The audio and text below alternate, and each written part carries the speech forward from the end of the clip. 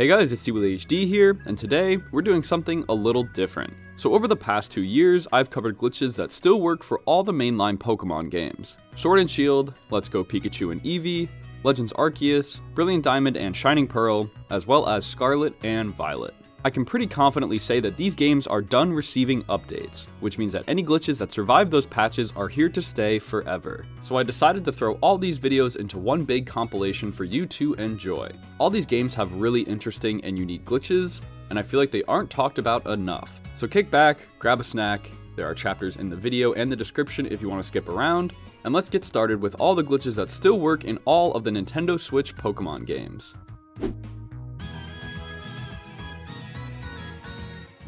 Let's kick this off with something that's nice and simple and probably one of the easiest glitches in the game. Just outside the town of Bolania is Glimwood Tangle, a dark, maze-like route that's pretty eerie. Well, this creepiness carries over if you try and do a surprise trade while in there. All you gotta do is connect to the internet and start one. Doesn't matter what the Pokemon is. Upon finding one, shout out Airy, the glitch will commence during the cutscene. See if you can spot it for yourself. For some reason, the top part of the screen, the Pokemon you're sending, will have a darker background than normal. And when your Pokemon is on screen, in my case Sobble, there won't be a little Pokeball outline that you see on the other Pokemon below. However, the yellow overlay will still appear on the Pokemon like it is there, as you can see with Sobble's face getting all distorted. I have no clue why this happens, as it only occurs in Glimwood Tangle, nowhere else in the game. Here is a normal surprise trade cutscene. As you see, the background is a little brighter and the Pokeball outline is there. So again, I have no clue why it only happens here, maybe due to how dark it is in the area, but yeah, very easy to do and no real setup is even required.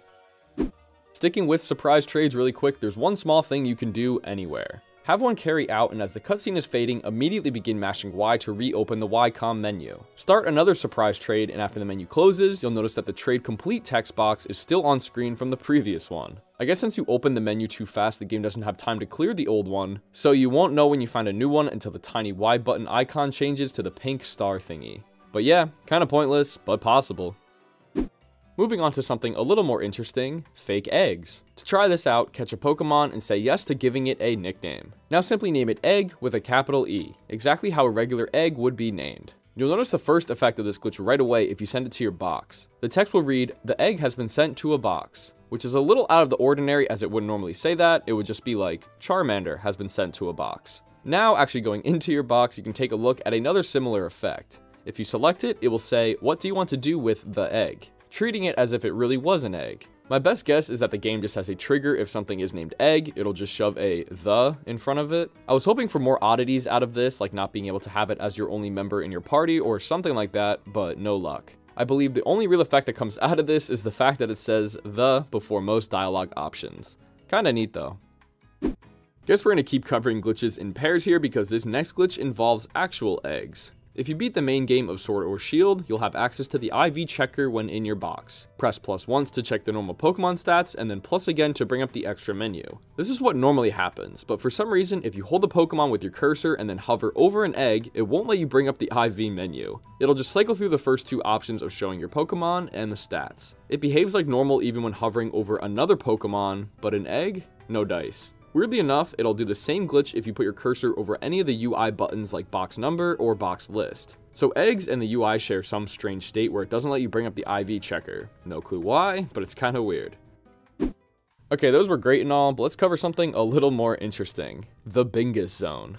What the heck is that? It's a glitch state discovered by Jeems and Frez. Basically, it's a location glitch that's kinda easier just to show than explain. As you can see here, after ending a battle on Route 3, the banner at the bottom says I'm in Motostoke. Even when pulling up the map or catching a Pokemon, it will say it was caught in the city of Motostoke. So how is that possible? For some reason, there are extremely specific points throughout the game that can cause the player to display the incorrect location. However, it can only happen after the conclusion of a battle. You can't just run around and find them. These spots are called Bingus points, and there's ones on Route 1, 2, 3, 5, 8, 9, and a whole bunch in the wild area. There are likely more than just the ones I listed, but people kind of have to find them accidentally. Like I said, you must end a battle while standing on the exact right tile of the ground, meaning that to pull it off, you pretty much have to stand on that point and wait for a Pokemon in the overworld to run into you. Or you could get extremely lucky and run into one yourself and just so happen to be standing on the right tile when you do so. There's a big Google Doc that Jeems created that showcases all the known Bingus points, which is what I used to find a couple for myself. The first place I got it was on Route 3. This patch of grass has a handful of different spots you can stand in, but this is the one that worked for me. I used the rocks in the background as well as a lot of guessing to line myself up perfectly, but when you do and end a battle, the header will come flying in and display Motostoke. Not only that, the music will change to match the city's theme.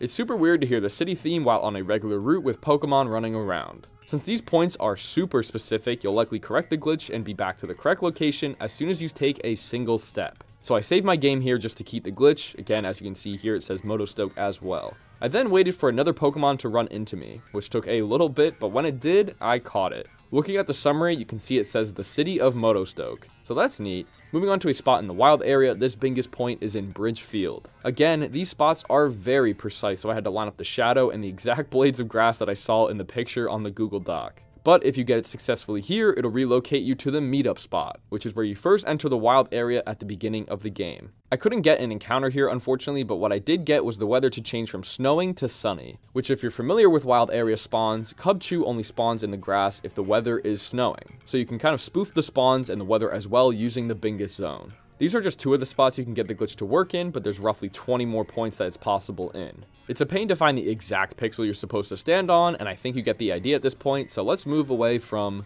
the Bingus zone. The Rotom Bike, a great piece of technology to get you from point A to point B faster. However, there's a little bug that you might have noticed yourself while playing. When going at normal speed, you have a pretty tight turning radius. When I'm on this bridge, I can practically do a figure 8 before touching the other side. But when you press B to accelerate, your turning radius becomes larger to match the extra speed that you're getting, so you can't turn as sharply. Pretty standard stuff here, right? But if you interrupt the bike while accelerating, the turning radius will remain large, even while going slow. What I mean by that is, if you talk to an NPC or open a menu as you start to accelerate, when you go back to take control of the bike, it'll be slow like you didn't accelerate, but never correct itself from the fast speed turning radius. So now we're slow and can't turn as sharply as we should be able to. This state will remain until you either accelerate again or hop on and off your bike. Let me know if you've ever noticed this while playing, as it's kind of annoying not being able to turn as sharply. Haha, you thought we were done with pairings? This one involves turning as well, but with an NPC. These ingredient sellers can be found in the wild area with big puffy green jackets. If you stand behind them, they will turn around. Whoa-ho-ho. If you make them turn and then quickly run around to the other side, you can make them yell at nothing while you're talking to their back. Really crazy, I know. It's just weird to see that the other NPC, the Watt Trader, won't have this happen, as they'll always turn to face you. So yeah, it's fun to make this guy talk to a brick wall, but that's about it. Let's talk about a Pokemon-specific glitch with Silvally. According to the wiki, he is programmed to be able to learn all 3 of the Pledge moves: Grass Pledge, Fire Pledge, and Water Pledge. Upon visiting the move tutor in Hammerlock that's supposed to teach you these Pledge moves, the only one he will give Silvally is Grass Pledge. It doesn't matter what type you change him to using memory items, it will always be Grass. Perhaps since Silvally is a normal type at his base, the game just ignores the fact that he is able to even change type, so it just stays at Grass. Very annoying if you were planning on using a Fire or Water type, as it kind of throws a wrench in things. Let's talk about another Pokemon-specific glitch, Stunfisk. As you're probably aware, Stunfisk got a new form in Galar, so there's 2 different types of him. But the video game itself does not recognize this. When breeding Pokemon, you're able to throw in 2 different regional forms of the same Pokemon. If my understanding is correct, if you give one of them an Everstone, it'll pass down that regional form to the eggs. So if I were to only give the Univin one an Everstone, the eggs would only hatch Univin Stunfisk. If they're both holding Everstones, it would take the female parent's form. So in this case, the Galarian Stunfisk. But because the game doesn't treat this Stunfisk as a regional form, for some reason the only eggs that will ever hatch are Univin ones. This is incredibly annoying as it only happens to this specific Pokemon. Why? Okay, it's time for one of the more classic glitches in this game, getting out of bounds. Not only can we mess around on Route 3, but also fly above Motostoke like a bird. There is one catch to this glitch, as we need to have an online subscription purchase, as we need to do an online battle. As weird as that sounds. But anyway, if you have it, you can do this glitch. Travel around Route 3 until you find this berry tree. We now need to enter a ranked Pokemon battle like I mentioned before. So hit the Versus tab and click on Battle Stadium. I'm not sure why it has to be ranked, but I believe it cannot be casual. So apologies if you have a good rank, but we're planning on immediately forfeiting the match. Technically speaking, you can actually do the battle and try, but I don't have time for that, and I don't care about my rank. So as soon as I join the battle, I click run and leave. You're welcome, RJFC, for the free win. Enjoy it. Now from this point, just back out of all the menus. So you may be wondering, why the heck do we need to do that to get out of bounds? Well, by entering a ranked battle, the game continues to assume that we're connected to the internet and to sync whatever time we set our Switch at. As you can see here, I went to the Switch system settings, changed it to later at night, and immediately after reopening the game, the screen flickered and turned dark. Without going into a ranked battle beforehand, this would not happen. It would just ignore you changing the date and stay the same. Why is this important? Because we need to shake this berry tree multiple times in a row, which will make sense in a second, so let's get started. Hop on your bike and line up against the tree almost perpendicular to the stump. Then press A to bring up the shaking tree dialogue option. Upon pressing yes, you'll notice that your character automatically hops off your bike and shakes it. This is important. Continue shaking the dang thing until the Pokemon pops out at you. Unalive it, catch it, run from it, it doesn't matter. Just end the battle. After it tells you what berries you got, the game will place you back on your bike, but since you're so close to the tree, you'll notice that your front tire is now inside of it. This allows us to clip inside the tree, so carefully maneuver so your back is facing against these rocks, and your front tire is sticking out of the front like this. We now need to repeat this shaking step again, which is where time travel comes into play. Press home, go to your settings, and change your date a day forward. Upon opening the game again, the berries will magically spawn back on it. Nice. Now just do the same thing as before where you automatically get off your bike and encounter another Pokemon. After running from that one and hopping back on your bike, your positioning should be skewed enough where you can turn around and ride out of bounds. From this point, nothing is really off limits and it's difficult to clip back in bounds, so you're free to explore a lot of the route. We'll get to Motostoke in a minute. Come across this little ledge and you'll have access to everything else on the route. Heading left near the cave will cause you and the camera to clip under the world a little bit, allowing you to see some glitchy textures. Come around the back of the cave being careful not to hit the dark tunnel as that's a load zone and the glitch will end. There's a little more to see if you head this way, ending up behind the fence, which kind of looks like you'd be able to access this normally. But yeah, you can talk to a few of the NPCs who are right against the wall and mess with some of the Pokemon nearby. You'll change elevation at seemingly random times, giving you even more to see. When you're ready for the second half of this glitch, hop on your bike and head for the little ledge we walked across earlier. For some reason, if you keep tapping left repeatedly while on the middle section of this ledge, your character will slowly rise up higher and higher. You gotta be careful though, as if you stray too far from the middle of this ledge, you'll plummet back down to the floor, forcing you to restart the entire process. There's an easier way to gain height and it's a lot safer. Bob up a little bit into the air and then get off your bike. This will store whatever height you're at. Carefully walk straight down, get back on your bike, and shove yourself up against the front invisible wall. Repeatedly tap down and you'll continue to gain height like before. But there's a lot more leeway and I never fell back down even after going very far to the left and right. After a good 4 or 5 minutes of mashing and a sore thumb, your character will eventually pop through the ceiling and we're even more out of bounds now. I'd recommend saving up here as it won't screw up your save and will allow you to explore more without the risk of falling and having to start everything over again. When up here, you gotta be careful not to walk too close to actual ground as it'll teleport your character down to it. You gotta stay a good few feet from anything you could normally walk on below. This is obviously easier said than done, as you can't really tell where you are since we're so high up. So I literally just went super far down and then hooked a right into Motostoke. But yeah, because we popped through the ceiling, we can ride right over to not only Motostoke, but the outskirts on the far right side. This area is all one big section, so we can travel between these 3 areas without hitting any load zones. Faraway buildings will bug out a lot, sometimes only showing the light that emits from them, not the structure itself. Going more to the right, we can see the outskirts as well as a really low resolution version of the wild area. It kind of looks like Scarlet and Violet. But yeah, the last thing I did was end up on the roof of the gym, which gave me some neat camera angles before falling down and hitting the load zone.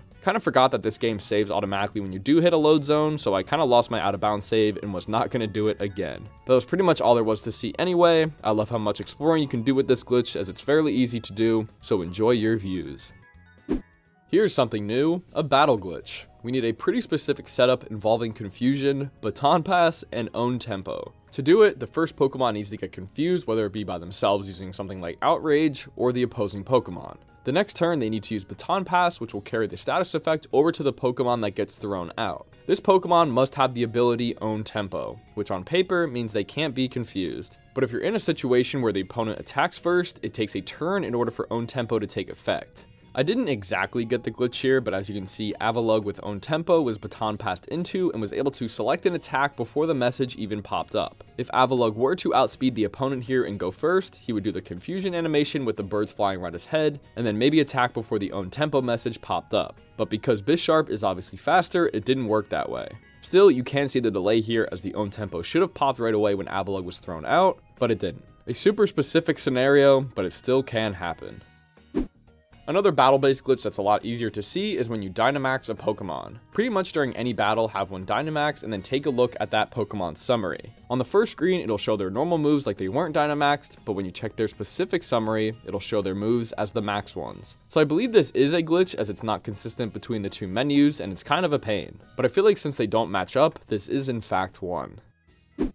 Okay, so this glitch is by far the most complicated and difficult one this game has to offer, but for some of you, it's worth it. It's possible to duplicate a Pokemon one for one. Its stats, held item, shininess, everything. You're basically cloning it. However, the setup is very complicated and by the end, you'll be sick of making curry. Yes, somehow it's possible to duplicate a Pokemon by cooking curry. You know, that Pokemon camp minigame that you probably tried once and never touched again? It's the main component for this glitch to work, but there's a lot to it. Before we get into it, I wanted to show what the final product looks like, just to keep you intrigued. So after making a high star curry like 3, 4, or 5 star, the Charizard class, a wild Pokemon can join your camp for you to add to your team. However, by doing this specific setup instead of the wild Pokemon joining your squad, a Pokemon that you already own will turn and try and join your team. Say yes, and a duplicated version of the Pokemon will be collected and thrown into your box with identical stats. Very nice, but how do you do it? So to start off, you're going to need a lot of ingredients and berries to make curries. And I mean a lot. So I just ran around the entire map shaking every tree I could find.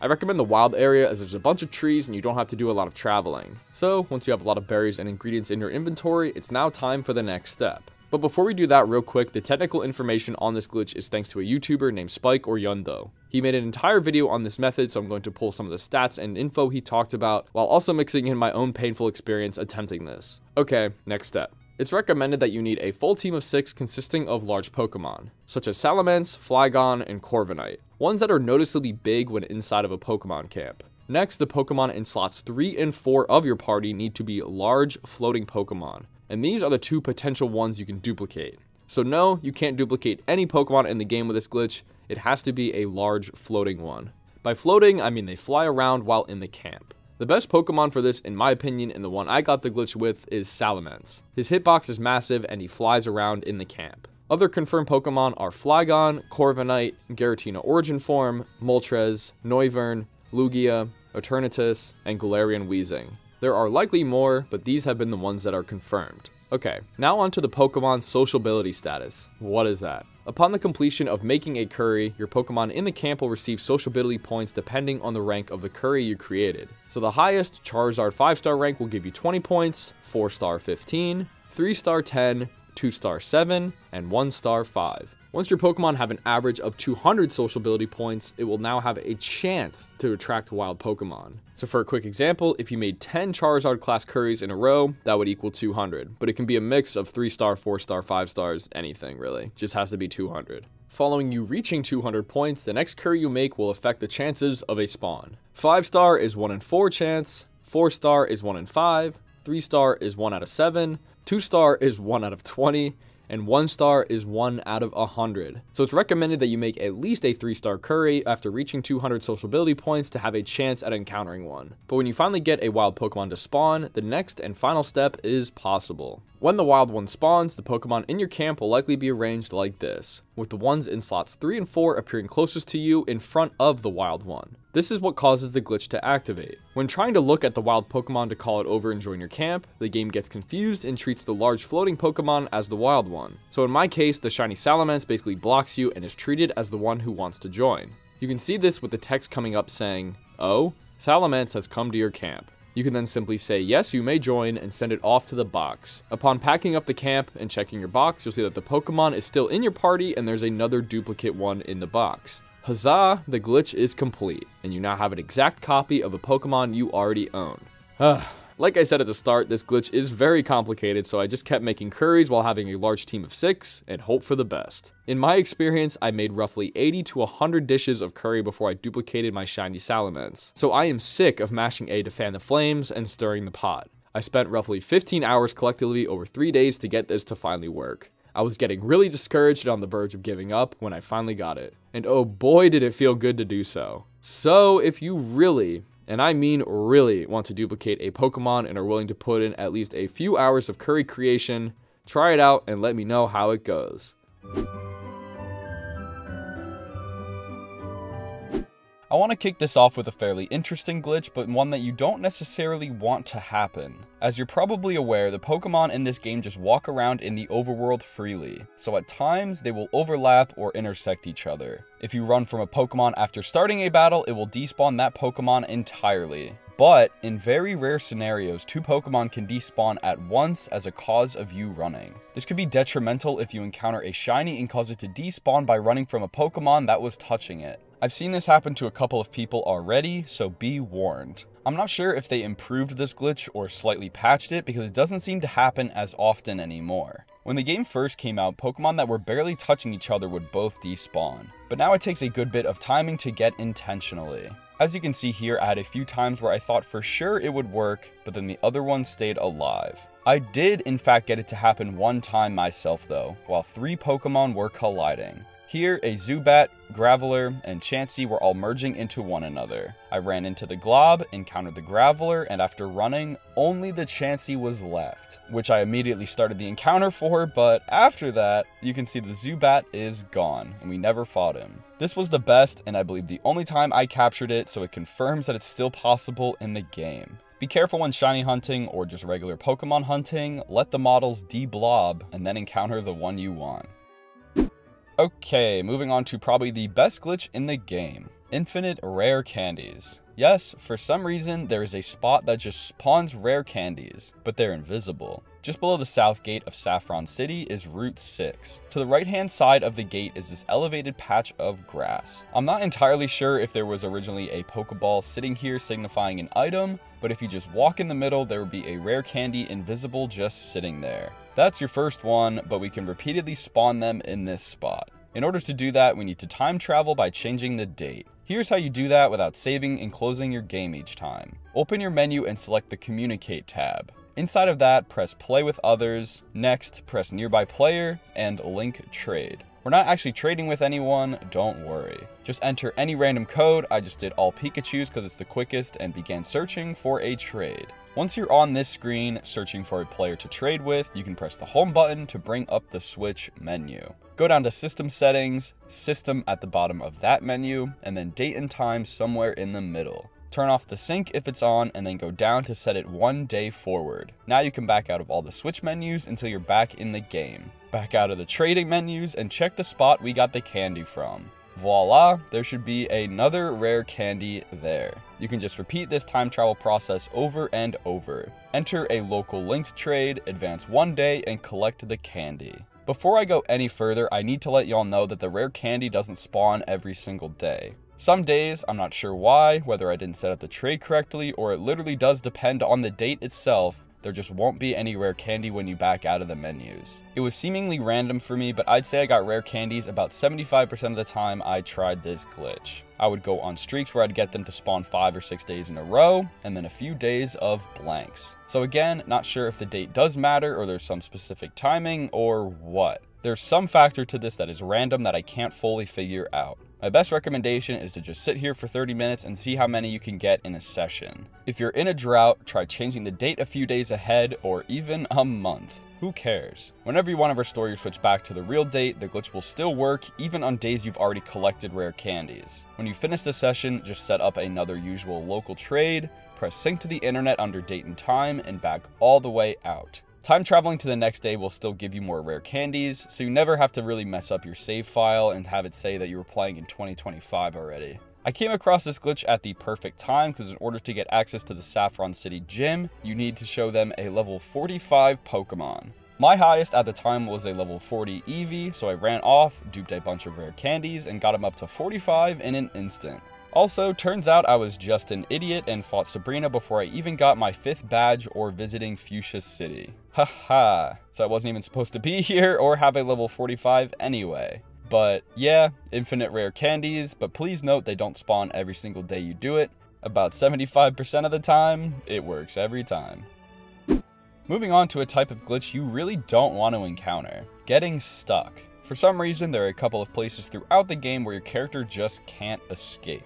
First is Route 25 above Cerulean City. This trainer here, youngster Chad, will move towards you when you get in his line of sight, like normal. There's a very specific spot you need to stand before he turns. Use the video that's on screen, but you want to stand just below this patch of grass before he notices you. He only has a level 12 Diglett, so do what you must. After the battle is when it gets interesting. You aren't obviously stuck right now, but there's an item that he was guarding in the pocket to the left. After collecting the super potion inside this pocket, you'll notice that Chad is now blocking you from walking out. That's right, he stands in just the right position that you can wedge yourself past him to get the item, but never get back out. I believe this also has something to do with the way he's facing, as he just stays still in whatever spot you talk to him last. Since NPCs are basically wider than they are longer, so to speak, that angle that he's in after talking to him can cause you to permanently get stuck. I personally was able to get out after about a minute of carefully wiggling, but others might not be so lucky. Be sure to save before battling this trainer or collecting the item.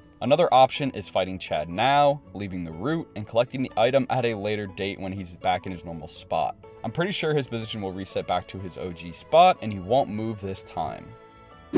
Like I said before, this getting stuck glitch can occur in a few places throughout the world. The next spot occurs right next door to Chad, a couple of trainers down. Here, you'll find camper Dustin. Similar to the last one, we need to stand in a super specific vertical point before you walk into his line of sight.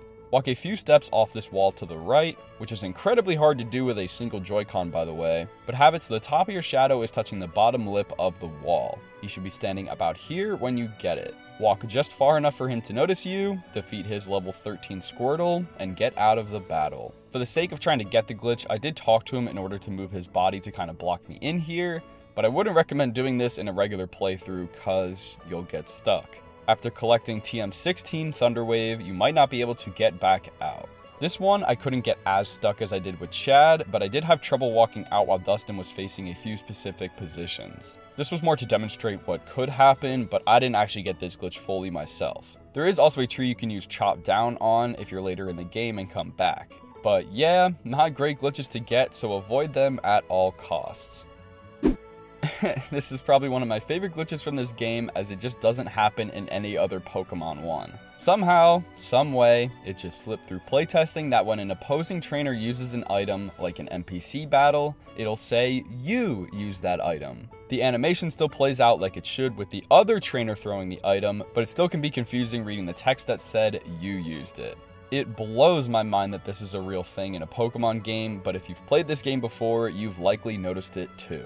It can happen during regular overworld NPC battles, especially with these gentleman type trainers. They always used a full restore when their Pokemon were low. It can also happen during big battles like rival ones or during the Elite Four. I haven't seen a single instance during my entire playthrough where it said the correct trainer's name and not just you. When you actually use an item, it'll say you as well. So there is just never a point in the game where it says a trainer's name, it just always says you. The variable for that text is just stuck to you at all times. Very funny and super easy to get. Inside the Silphco building is another location we can get stuck at. Hooray!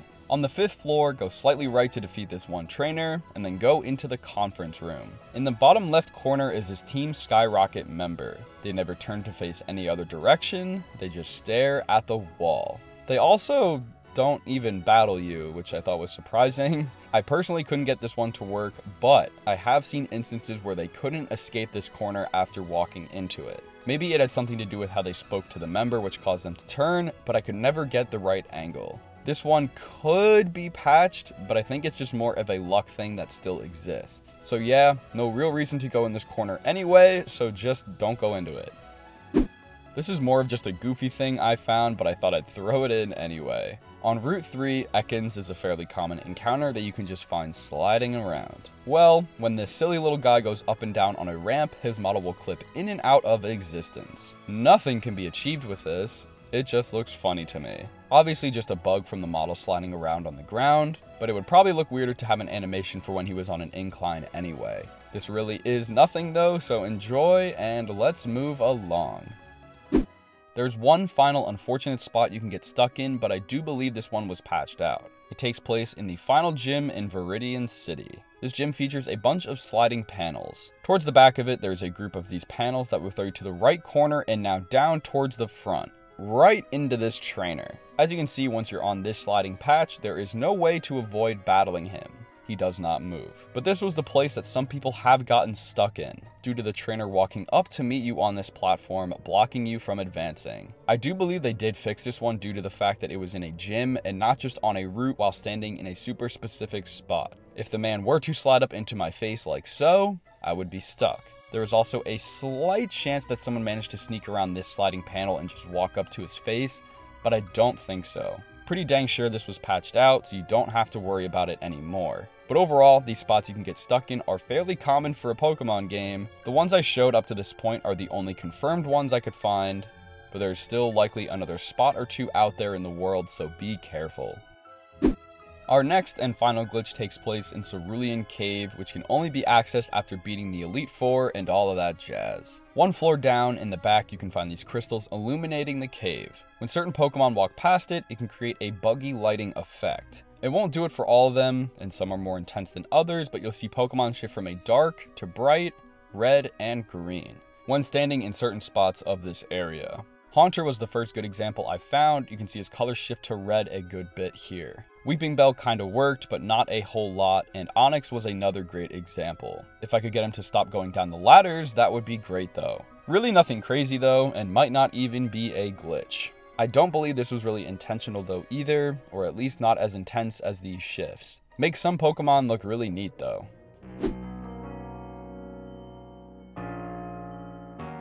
We're starting off with the most insane glitch. If a Pokemon is able to evolve, you have to go in the menu and manually press it. Pay close attention to the check summary option right next to it. This text will move one singular pixel depending on whether or not the evolved text is active. Yep, the best glitch right there.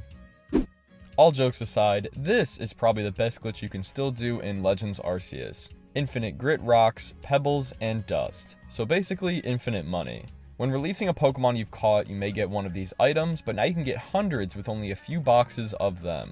You need to talk to Ingo in Jubilife Village to release the Pokemon, as the regular pasture people won't work on this glitch. You'll also need to beat the game and reach the Daybreak part of the post-game, which is completing request 102, and it starts at 95 by the way. That way, Ingo opens up new battles and 2 battle pass you can do. This also opens up the option to select Pokemon from his menu. I'd recommend catching a bunch of Pokemon you don't mind releasing, saving in front of Ingo, and talking to him. This may get kind of confusing, but stay with me, it's worth it. Go into your boxes and release one Pokemon. It doesn't matter what, but you won't be getting them back. After the first one is gone, release another single Pokemon between the levels of 10 and 25. This places a Grit Rock or Pebble at the beginning of our loot list, which is what we need.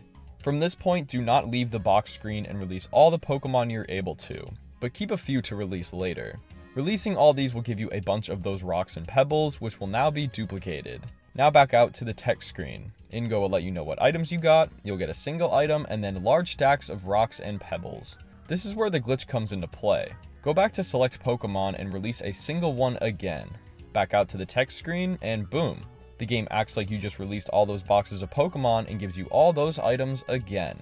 You can now repeatedly go back into the boxes, release one, and back out to the menu. Just make sure you never stop talking to Ingo or the glitch will correct itself. I released a few rows of single pokes, got all my items, and went to check the count.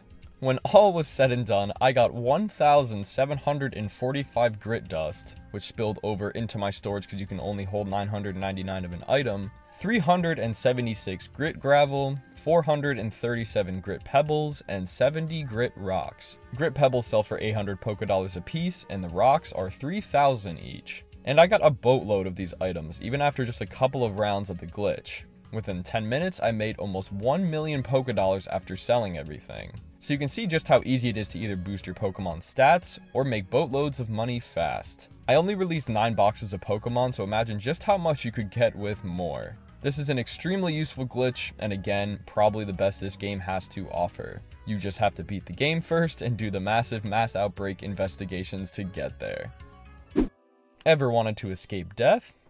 In the game, I mean. Well, now you can, thanks to a comment by Ranver Singh. By pulling out the Braveberry Flute Pokemon right before slamming into the ground, you can ignore death and any fall damage. Obviously, when falling from a high place, you can pull out Braveberry anytime to save yourself from fall damage. However, if you time it just right with your character smacking the ground and pressing plus to pull them out, both Dying and Braveberry will activate at the same time. You'll see them flash on screen for a brief moment and then you'll just be on the ground, perfectly fine. You can even hear the death chime that plays when taking too much damage. It's fun to do, but also very high risk, as you're risking death and dropping items you have in your inventory. It doesn't work with the other flute Pokemon, as you can get the same effect by timing your plus button press, but since the other flute Pokemon take fall damage with you anyway, the game still kills you. Braveberry is the only one who can save you, as you're supposed to fly with him anyway. So not worth doing all the time, but a neat party trick to confuse and impress others. Kinda like I'm doing right now. On the topic of flute Pokemon, there's a strange thing you can do with Sneasler. Normally, you use them to climb up cliffs and steep slopes. At the top of them, you'll get a little hop up animation, but occasionally, you don't. So you kinda just get this no animation thing and the game just tosses you onto the ledge. You still have the same movement, but without Sneasler's climbing animation, it just looks odd. I'm not sure how to consistently get this bug, but grabbing onto the top of an edge of a ledge seems to work the best. Since you're already at the climbing point where you'd get the hop-up animation, the game gets a little confused while you're still grabbing onto the edge and just throws you up there. Nothing crazy, but I've run into this bug a fair amount of times while playing, so I imagine you guys have too.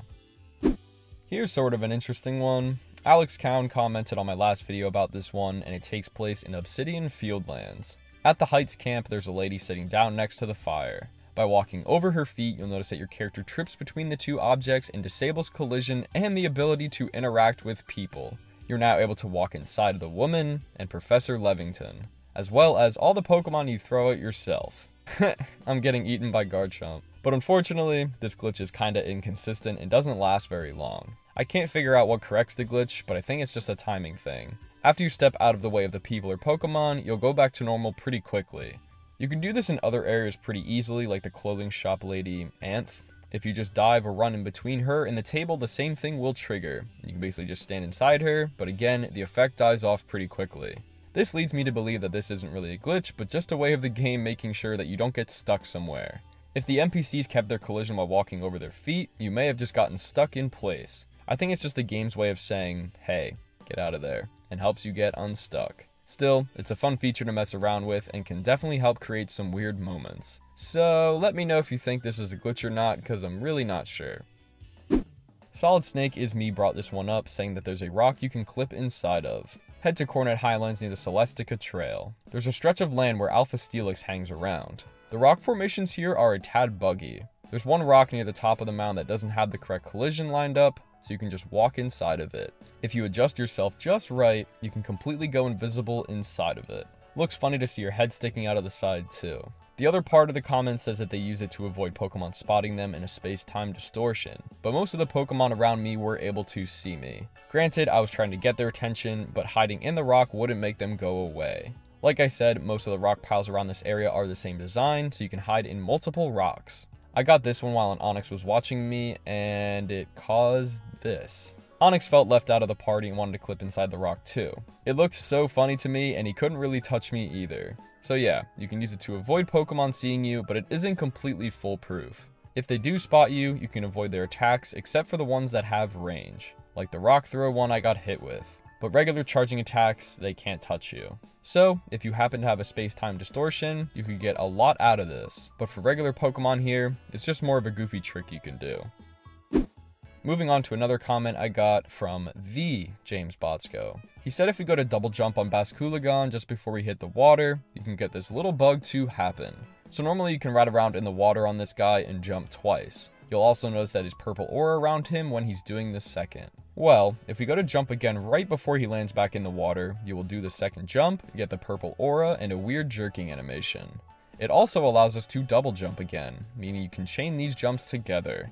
Now in terms of this being a glitch, I mean, it kinda is. You can get the purple effect during your technical first jump out of the water, which normally doesn't happen, along with just the start of the double jump animation, so his neck twitches a little. James Botsko also mentioned this may be a faster way of moving in water than just regular jumping, so I put it to the test. I raced from the beach of Cobalt Coastlands to the stone arch in the background 3 different times. The first was just holding down the dash button, the second while performing regular double jumps the whole way down, and the third with the new glitched movement. Turns out the 2 double jump runs finished at the exact same time, with the regular dash taking the cake for the fastest. So no, it doesn't make you swim any faster, but it's still a neat little glitch to do while you're surfing around. Moving on to some minor glitches I came across while playing. I'm going to show off a few clips I recorded right off my Switch now, as they kind of just happened. But Switch clips have pretty poor quality, so please bear with me. While I was out catching Pokemon and completing tasks for the Pokedex, I had a weird graphic bug twice in a row. The tasks popped up on the top left corner when I completed them, but the icons for the Pokemon themselves were messed up. There was a large white ring floating around the Pokemon and its face was covered a little bit. It got fixed when the second completed task popped up, but then immediately after I caught a different Pokemon and the same thing occurred. I think it has something to do with 2 tasks popping up at the same time, as it happened for both instances here, but I'm not positive. It makes the Pokemon look kind of funny though. We still have a few more glitches to cover, but if you saw my first video on this game, they may look a little familiar. I was debating on including glitches I've already covered, but a good chunk of them are still possible, and since this is about a video on glitches that still work, I wanted to throw them back in, just in case you didn't see that vid, and so this one's complete with everything. I'll be covering them kind of quickly though, so don't worry. This was my personal favorite glitch from the last video, as it's just such a strange and unique one. The Pearl Clan exploding. In Alabaster Icelands, head over to the Pearl Settlement. Near the top section, you should find Arita hanging out by this ledge. You may have completed her side quest already, so she might not be there anymore, but I'm pretty sure it still works anyway. But we don't have to interact with her, simply run around in circles. That's it. Stay pretty close to her while having your camera set in this direction, and pretty soon you'll start to notice the hoods of the 2 NPCs in the background growing. A lot. For some reason, every time you complete a lap around her, they just keep getting bigger and bigger. They get so big that they block out the sun and eventually take up the whole screen. They stay like this until you either pan the camera away or get too close to the action. Not entirely sure what causes it and if it's possible in other areas of the game, but I think this spot next to Arita is perfectly where the trigger for rendering these hoods is. And by looping around her, we repeatedly trigger them to load. Not 100% sure though, but I am sure this glitch is ridiculous. Hyperspeed. By combining the animation of your character sliding off a slope and a Pokemon attacking you, you can skew your movement and run way faster than normal. Start by finding a steep slope and an angry, wild Pokemon. Just as one goes to attack you, climb up the slope until you slip and slide back down. If you time it right and take damage at the same time that you fall, your character will start moving around in weird ways. You can run fast, the model won't be facing the correct way some of the time, you can dive in place, and the best part, running up slopes. Even ones that you normally couldn't climb without Sneasler. It's just super fun to fly around the map and all over the mountains. Be careful not to take damage or fall off things, as that'll correct the glitch. Other than that though, you have a lot of freedom with this, and it's fairly easy to perform once you understand how to do it. Flying Snorlax. Who knew this large lad was capable of such heights? To get this glitch, we need to find an Alpha 1 in Obsidian Fieldlands, just below Lake Verity. Have him follow you down along the river and back up onto this ledge. There's a corner here that we need to get him stuck in. Have him lunge at you and then fall below. If you get stuck in an animation like this off the ground, that's how we know we got it. Now when he goes to lunge again, start walking off to the left and guide him up the hill. He'll eventually get shoved out of the corner with a bunch of speed and ramp up high in the air. He'll stay hanging out up there and you can fly up and mess around with him. He's stuck up there until he tries to run around, which will snap him back down to the ground. There are flying Pokemon in this game, but I did not expect Snorlax to be one of them. Next up is a very minor one, getting Pokemon out of bounds. Similar to that one rock collision bug, you can throw Pokemon in a little gap and they'll spawn out of bounds. By the worn bridge in Obsidian Fieldlands, there is this cliffside. Pull out your Pokemon and hover your crosshair around this patch in the wall. When the icon pops up, throw them on out and they'll spawn inside the wall. Larger boys will have their heads stick out the side, but the small ones will go completely invisible. Not much else to say about this one. I wish you could join them out of bounds, but no real way is possible that still works. Let's kick this off with something not that useful, but still interesting. It's possible to have the incorrect music while playing in a town or route. Obviously, when you cross over a certain row of tiles, a banner will pop up showing the new area that you're in, and the music will fade out for the next track.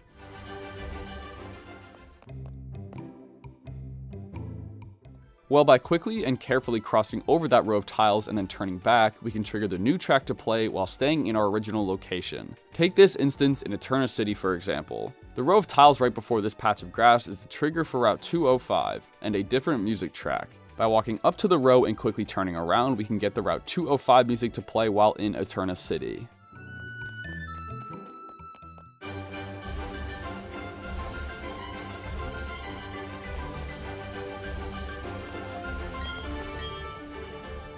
Here's another example with one of my favorite tracks in the game, Route 209. By doing the same technique, we can get the track to play in Selection Town.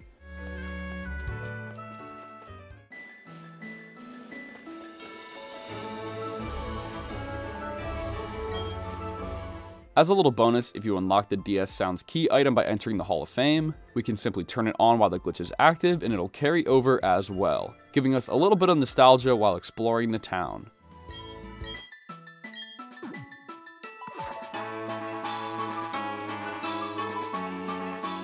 Again, nothing crazy, but I still enjoy this glitch as it feels weird to be in a town while a route track is playing. Okay, this next one involves phasing through a wall, which sounds exciting, but it's kinda lame, sorry. In Snow Point City, there's a Pokemart in the bottom left area. Don't enter it just yet, instead walk over to the left side, shove your face against the wall, and hold upright on your control stick. Your character will slowly shimmy towards the door, and when you're close enough, will do this. Perform the enter door animation in the wrong spot, phasing through the wall. Way to go. You don't clip out of bounds or anything doing this, you still just transition into the Pokemart. So it's just a way cooler way of doing so. Strangely enough, this glitch only works in Snow Point City at this Pokemart. Trust me, I would know as I spent 20 minutes traveling to every single Pokemart in Sinnoh. None of them will do this. Maybe it has something to do with the snow causing your character to walk a little slower, but I'm not sure. None of the other buildings in Snow Point do this either, so it's a super exclusive glitch that you definitely need to know.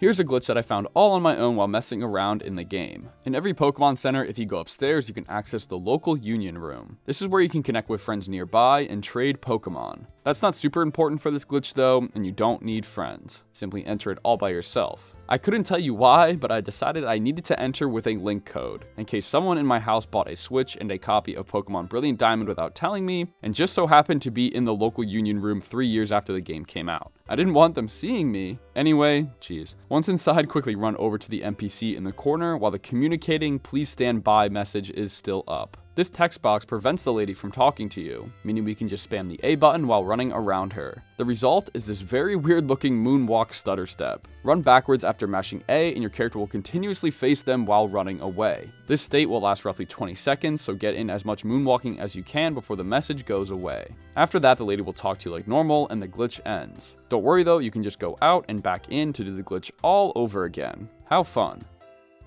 This next glitch, funny enough, is not only possible in BDSP, but also Pokemon Sword and Shield as well. If you watch my still working glitches on that game, you may even remember it. All we gotta do is catch a Pokemon. What? In a Pokemon game? Yeah, I know, but the most important part is what comes after. Following you catching one, you have a chance to give it a nickname. Say yes and name it Egg. That's it, just EGG, and the glitch will activate. You'll notice the first effect when you send it to your box. The message will read, "The egg has been sent to a box," which is weird as the text doesn't usually appear with Pokemon. It would just say, "Pikachu has been sent to a box," not "The Pikachu has been sent to a box." But wait, there's more. If you go into your box and now select that Pokemon, it will read, "What do you want to do with the egg?" So the game clearly has some trigger where if the name is Egg, it's meant to throw a "the" in front of it so it doesn't just read, "What do you want to do with egg?" Caveman talk, right? I guess they never expected anyone in the world to actually name a Pokemon Egg, so they just threw this rule in there. I don't think there's any other special effects besides these strings of text. I was hoping it wouldn't let that Pokemon be the only one in your party or something, because you can't do that with regular eggs, but nope. Still, I think the best part of this is that two completely different Pokemon games made by two completely different studios, ILCA and Game Freak, have this same glitch. Obviously, this just means they reuse some of Sword and Shield's code, which is normal for games in any series really, but still, neat and pointless. My favorite. Now onto a glitch involving the literal creator of Sinnoh, Arceus. Sorry, Arceus. I hate saying it that way, but I guess it's the correct pronunciation. Anyway, in order to see this glitch, you will have to have them registered in your Pokedex, or just watch this video and never think about it again, because it's pretty pointless. Some of you may not know this, as I didn't either, but if you open your Pokédex and pull up the calculator app, there's a little Easter egg. Typing in the national Pokedex number of any Pokemon you've registered, and then just pressing enter will play the cry of whatever Pokemon it is. So for example, Bulbasaur is number 1, so if you type 1 and press the enter key, you will hear its cry.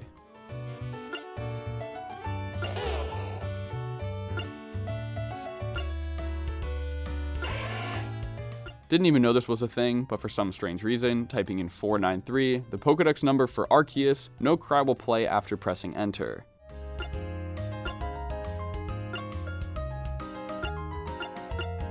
It's very strange, as again, this Easter egg only works with Pokemon you have registered in your Pokedex. If I didn't have Bulbasaur, then no cry would play when I press 1. But I do in fact have Arceus, as he's right here, and he's number 493, and still no cry plays.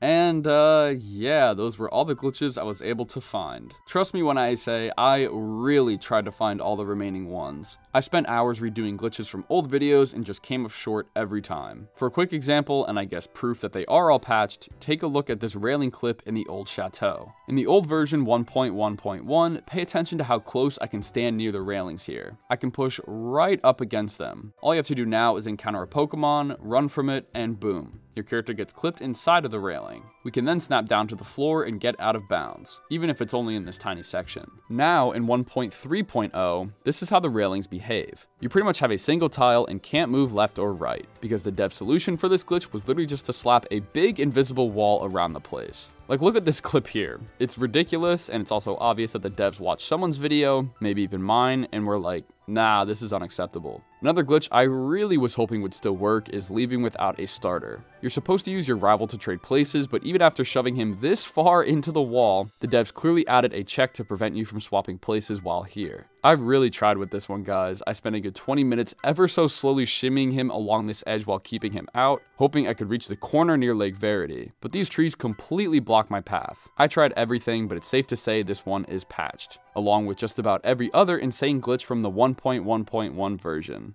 But not all hope is lost yet. You may have noticed that there's still some time left on this video, and that's because I wanted to talk about a way that you could go back to version 1.1.1 or 1.1.2, where all of the best glitches are still alive. Before you ask, the original base 1.0.0 version doesn't have all the glitches the other versions do. There are some, but not the full list of crazy ones. So either 1.1.1 or 1.1.2 is our goal here. After doing some research, there are two methods. The second method is guaranteed to work, but you may have to spend a little money.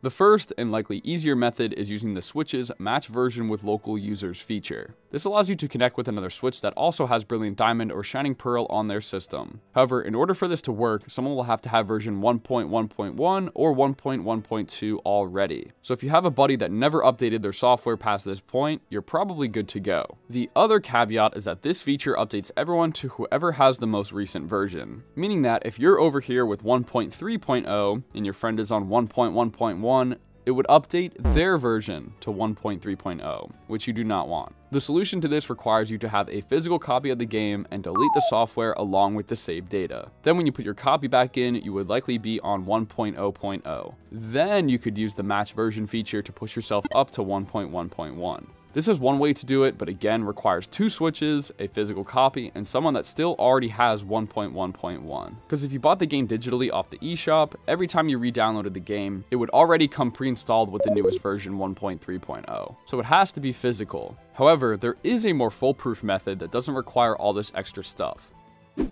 Method 2, getting a physical cartridge with version 1.1.1 built into it. Yes, you heard me correctly. Nintendo actually releases cartridge revisions with certain versions or updates automatically on the physical game. How do I know this? Because I bought one without even realizing it. So I own both Brilliant Diamond and Shining Pearl cartridges. They look the same until you flip them over and look real closely. Below the engraved HAC008 is this string of gray text. The beginning doesn't matter, but look at the final 3 digits. My Brilliant Diamond ends in 001, while my Shining Pearl ends in 000. Take a wild guess at what that means. I bought Pearl on launch day, so it makes sense that putting it into a brand new Switch would give me the version 1.0.0. However, I didn't buy Diamond until a little later. I can't for the life of me remember exactly when, but I think it was only a month or two after release. And thank God I did, because putting in the Diamond cart, again, the one with the gray text ending in 001, into a brand new Switch automatically gives you version 1.1.1. This is huge. So in simple terms, whatever number your cartridge ends with is the version you will have when putting it into your Switch. This means if you own a physical version of the game, take a look at the back. If your gray text ends in either 001 or 002, you are set for life. 001 comes pre-installed with version 1.1.1, and 002 comes with 1.1.2. These are the best two versions, by the way. I know I keep saying that, but I'm pretty confident 1.1.1 has the most glitches. Also, to clarify, this is obviously after putting your game into a Switch that hasn't played it before. So if you have a 001 cartridge but have already played through the game, updated it and everything, you'll have to go into the options menu and delete the software. Then when you put your cartridge back in, it'll be back to 1.1.1.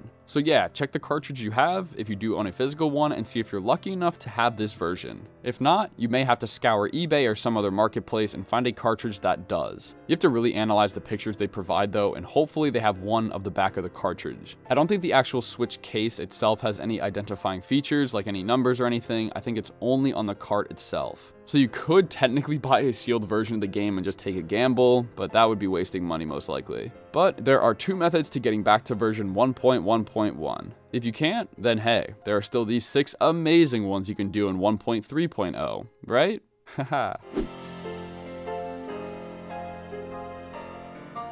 Let's kick this off with one of my favorites, getting out of bounds in the first DLC's map, the land of Kitakami. And I mean completely out of bounds. The location is kind of in a weird spot, but I'll show you it the best I can. It takes place in a cave called Chilling Waterhead inside Oni Mountain. It's kind of tucked away underneath this rock ledge on the east side of the mountain. Here it is on the actual map to make it easier. But anyway, we have to go inside this entrance, but not far, so take it slow. Come a little ways in, and on the left side, you should see this dent in the wall. It may seem tough to see, so just follow the video. It's like 3 seconds of holding forward, and then it's off to your left. This is the spot we are looking for. We ultimately need to climb on the wall with Miraidon or Koraidon, and side hop into this crack we're looking at right now. It can be tricky, but you'll at least know you're in the right place, as Miraidon glitches out a lot when jumping near this spot. They'll jitter around, and the game will even kick you off your ride. Just keep jumping around this spot the best you can, and eventually you should clip out. Quickly deploy your glider, and if you've completed the story for the second DLC, the Indigo Disc, you'll have access to actually fly with Miraidon, meaning we are out of bounds and can explore virtually everything in this region of the Teal Mask. I started by just flying around Oni Mountain, taking in all the sights it had to offer. You can see the insides of caves when you get close enough to entrances, and also cause blades of grass to render on the land above you. One thing to keep in mind is water. Anytime you're exploring out of bounds in this game, no matter how far below you are, any sections of water directly above you will cause problems. Pay attention to the mini-map when my character crosses over this pool of water. Even though I'm very far below where this pond is, it still placed me in water and teleported me all the way up to it. Still technically out of bounds, as the water tile is just a square that's larger than what is shown on the land. So by wiggling over to the exit alleyway here, I was able to begin falling again and resumed flying freely. So yeah, whenever you're around water, either just keep holding forward and force your way through, or turn back from the direction you came from and go around. Now my main goal was to get to Masui Town and see what it looked like. Unfortunately, there's no way to really slow down when flying, so I tried to see as much as I could as I kept taking laps around. The buildings here are all pretty hollow, and the NPCs are just floating in the air. While exploring, you may run into these, as I like to call them, stretchy cliffs, which is this extra layer around jagged walls, and maybe the ones shown when looking at them from far away to save memory. Not 100% sure on that, but anyway, there are times like these that happen to me that there's no way out once you enter the stretchy cliffs, as there's a wall on the other side that you can't jump through, leaving you pinned in these tight little pockets. But luckily, if you do get stuck, you can just teleport back somewhere else, and then go back to the out of bounds spot. The second time I clipped out, I was curious how low and far you could go when out of bounds. Surprisingly, you can go below this layer at the bottom, so maybe this could allow me to fly outside of the map as well. Unfortunately, as I kinda expected, the game knew I was too far and faded me back to the original spot in the cave. Same thing happened when I just tried to dive straight down. I got further than I thought I would, but eventually just got sent back. So nothing really interesting there. But a very cool glitch overall. You can explore this area in a new way, which I love doing, and got to see some interesting design choices like buildings from underneath. Alright, switching to the second DLC, I'll be honest, I don't even know how to introduce this glitch. This was one I found myself while just completing quests in the terrarium for the Indigo Disc. So I wasn't even really attempting glitches, this one just kinda happened. So there was this Alolan Executor, and he's probably the most broken Pokemon I've ever come across in this game. I was completing a defeat 10 wild Pokemon using auto battle quest I had, so at first I just tried throwing my Ice Cube at him, and nothing happened. He just kinda clipped into the wall with him, because as you can see, the Executor is kind of off the ground, clipping him into this hill. But I didn't think it was enough to really matter. Turns out I couldn't even battle this thing at all. I tried walking into it to trigger a battle, nothing. Then I tried to throw a Pokeball at it to start a battle like you normally would, and still nothing. So then I was just messing around with the camera, moving it around a little bit, when I accidentally walked up the slope, causing this to happen. At first I was like, haha, funny. Then I was like, oh, I haven't saved in 2 hours and I can't access the menu or move at all. That's right, because of this consistent switching of animations, the game would never respawn me. Getting stuck in this game happens a fair amount, but usually the game can recognize this and fade to black and respawn you somewhere else before you got stuck. But this very specific circumstance caused me to get perfectly wedged in between the wall and the Executor. There was no way out and I couldn't pull up a map or anything to teleport away. My only choice was to close out of the game, losing all the progress I made in the past 2 hours. Great. Just to rub salt in the wound, I was greeted to the save I made last night where I had a Slowpoke staring right at me, with a big old grin on his face. You piece of sh. But yeah, that was my amazing experience. I doubt you'd be able to recreate this using this exact location, so just be on the lookout in general for these big Pokemon next to slopes. If you're not even able to battle them, it's probably in your best interest to just turn around and run far away. While I'm still in the terrarium, here is another broken thing I came across. After you've completed the story for the Indigo Disc, wild Stellar Terra type Pokemon will start spawning all over the place. Usually, as you can see here, they glow pretty brightly and can be seen from far away. Just to confirm, this Lantern is a Stellar Terra type by the fancy hat he's wearing here. But sometimes I've noticed this whole glowing thing will not happen. I ran into this Dodrio in the Savannah biome when out of nowhere it just blew up and turned into a Stellar Terra type. I was kind of thrown off by this in the beginning as I was just expecting a regular battle, so seeing the cutscene start was very strange. I'm also kind of annoyed at this glitch as I've been trying to catch a couple Stellar Terra types and now know that some don't even glow when running around the world, so this makes it a little harder to spot them. In a similar fashion, this is definitely one of the coolest glitches in the whole game. As you've probably seen before if you've played this game, Dittos don't appear anywhere in the overworld, but are still in the game. The reason for this is that they disguise themselves as other Pokemon, and won't transform until you battle. Or so you thought. It's actually possible to have a regular old Ditto appear. All you gotta do is find one normally by targeting Pokemon and checking if their name appears as Ditto. Once you find one, simply save your game and reset. That is it. Once you reload your save, you'll be back in the same spot and it may take a second, but wherever that Pokemon was, a Ditto will now appear in its place, in its full, raw glory. I thought this was super cool, as I don't think it's possible to see Ditto anywhere else without doing this, and kinda like the Stellar Terra bug, even when you encounter the Ditto, they will still do their transformation animation, even though we can already clearly see it is Ditto. The fun doesn't stop there though, as Auroras are another Pokemon that disguise themselves. In the same fashion, find a Pokemon with their name above their head, save, and reset the game. Now, when you load it back up, their regular form will appear in the overworld. Encountering them will do the same thing where they play a pointless animation and do not change. So yeah, I really like this one as it's neat to finally see a regular old Ditto running around. I guess you could use this to spot Dittos and Zororas without actually checking their names, but that would take a long time to just run into a crowd of Pokemon, save and reset, just to finally see if any of them change. So I'd recommend just checking their names first and then doing all of that. Here's a quick and funny one in Cortando. This town is famous for the olive roll. Come over to the area where it takes place, but you don't have to start it or anything. Since the olive is just chilling here in the middle, sometimes you can throw out your Pokemon and they will clip inside. I found the best way to get this to work is to push it into one of the fences, then press R to send out the Pokemon. My Gengar got stuck inside, and after pushing it, it started twitching around like crazy. The Pokemon and Olive were both trying to get away from each other, but couldn't for a good 10 seconds. Just a funny little thing you can do when in this area. Medium-sized Pokemon seem to work the best. My Muck got pushed underneath the Olive, and then this happened when I gave it a little shove. Definitely a great way to freak the game out. This next glitch takes place in the fabulous Masui town, from the first DLC, the Teal Mask. As you enter town, head left to this first house with a clay pot out front. All you have to do is walk over top of it. More often than it should, you will get stuck in this falling position, unable to move before you eventually fade to black and get respawned nearby. The only thing you can really do while in this state is slide around from opposite ends of the pot. But yeah, there is no way to escape once you walk over it. Now, how often are players actually going to run over to this house just to walk over the pot? Not a lot. But still, this instance just proves that there are likely dozens of little objects throughout the world that will create this same effect. So that's great, I guess. Moving over to another completely pointless glitch in Artisan, the town that has the second easiest gym in the game with level 16s, but I didn't visit it until way later when I was in the 60s. But anyway, this has nothing to do with the gym, it's all about this ice cream stand. Right out front of the hedge maze is this ice cream stand that allows you to just float. Get on top of the hedge and then just walk towards the umbrella. There is a fairly big invisible platform just here between the two. I guess the devs thought to add this just to prevent players from clipping into the stand, but it still looks weird standing up here. Nothing crazy by any means, but if you're in town, you probably shouldn't do this anyways.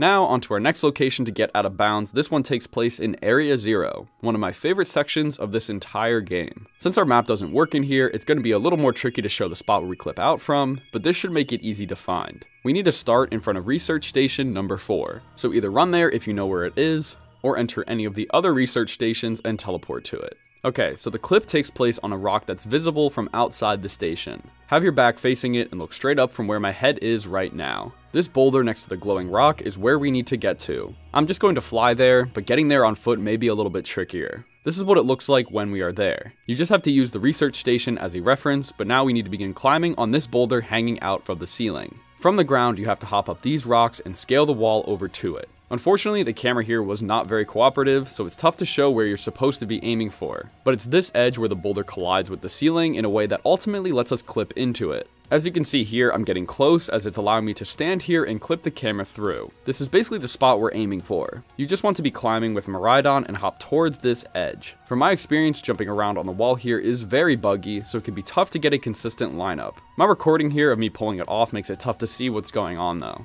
I started off to the left, jumped right twice, and then held up. This caused Miraidon to jump through the ceiling, and from this point, we are out of bounds. The initial section makes it tough to move around, so jump up and to the right to get out of this tight corner. So anyway, now that we're finally free and able to fly around freely, it was time to have a look around. This might be my favorite location to get out of bounds in, as Area 0 is laid out vertically, so there's a lot more going on above and below you. It's really neat to see the above ground, grassy hill area and the dark cave portions at the same time if you're flying somewhere in the middle. Like I mentioned before, the water in this area will affect you here also, randomly putting you into swimming mode and occasionally teleporting you to that spot as well. However, unlike last time, our minimap does not work in Area 0. So unless you have this whole area memorized, it's tough to tell where the water sections are at times. But usually either turning back or just charging straight ahead and ignoring it will both work. Anyway, I thought it was also important to point out just how many Pokemon spawn outside of walls. Not only does this just lower the performance for no reason in an already laggy area, but you could also be running right past shiny Pokemon that just so happened to spawn outside here. I wanted to battle one of them for the sake of it, which created one of the strangest battle backdrops I have experienced in this game. Like, what is going on here? This looks like a knockoff game at this point. Moving off that, I kind of just flew around outside the whole area, getting in some really cool views. Like with DLC 1, you kind of just need the bonus fly ability with your ride Pokemon to experience this to the fullest. But this also means you have to be that far into the story, pretty much beating everything there is in this game. So there aren't really any skips or story breaking you could do by achieving this. It's just more to take in Area 0 in a new way, and would also be a really cool way to find a shiny Pokemon hanging around outside the walls. Now moving on to a classic glitch that has been around as long as these games have been out. It's one of my favorites, the Koraidon/Miraidon backwards jump. Sometimes the slope of a cliff you're trying to ride up will be too steep and you'll slide back down. However, as weird as it sounds, if you jump backwards onto it, you'll be able to jump again. You have to do this motion where you jump, then begin holding your control stick backwards, whichever way your back is facing basically. And if you simply jump every time you land back on the slope, the game won't force you to slide down. You can continue going up the slope. This opens the door to more exploration, as you can either jump to new sections or even skip past certain areas. Yes, you do get the climb later, but even with that, there are still slopes that are too steep to ride up and don't allow you to just climb on. So there's use no matter what stage of the game you are in. I enjoyed this one a lot, and it looks weird to see it work as well as it does. Here's another just super strange one that also involves Miraidon and jumping. It's possible to just slide around on the ground while stuck in this falling animation. The first location that this is possible in is outside the Eevee Academy. Come up near the main front door and hop on Miraidon. You want to ride and jump as you approach the wall. Keep holding forward and aim for this outer pillar of the entrance. When you land on the ground, Miraidon won't correct themselves and you can just begin sliding around. You can gain a fair amount of speed if you just keep going in the same direction for a little bit, but as you might be able to tell, there are also invisible walls that sort of block you from going anywhere you want. It seems to occur the most where the ground transitions between a sidewalk and grass, but also at seemingly random spots. Like here, I got stuck in the outer circle and couldn't go forward or back, only side to side. Which also brings me to my next point. It seems if you just don't go fast enough and slow down, there's a good chance the game will correct itself and respawn you after fading to black. So if you want to keep this glitch going, you gotta keep on sliding. This whole Eevee building seems to cause this glitch, as you can just jump at most walls around here and get it to happen. Most of the other ones though, you do get stuck pretty quickly, so the front door is probably the best option.